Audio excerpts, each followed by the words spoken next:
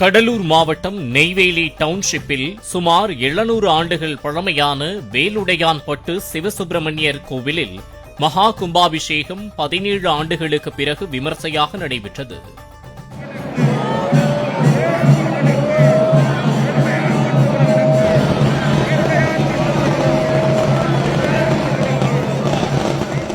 கடலூர் திருப்பாதிரி புலியூரில் உள்ள பாடலீஸ்வரர் கோயில் புனரமைக்கப்பட்ட நிலையில் கோலாகலமாக கும்பாபிஷேகம் நடத்தி முடிக்கப்பட்டது.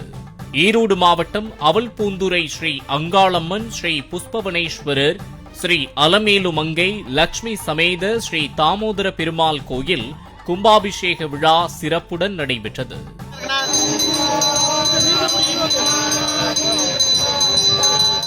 அரியலூர் மாவட்டம் ஆமணக்கந்தோண்டியில் புதிதாக கட்டப்பட்ட ஸ்ரீ மகாமாரியம்மன் கோயிலுக்கு வேதமந்திரங்கள் முழங்க சிவாச்சாரியர்கள் குடமுழுக்கு நடத்தி வைத்தனர். சேலம் மாவட்டம் வெள்ளரி வெள்ளியில் உள்ள ஸ்ரீ பசுபதி ஈஸ்வரன் கோயில் கும்பாபிஷேக விழாவில் ஹெலிகாப்டர் மூலமாக மலர்கள் தூவப்பட்டது.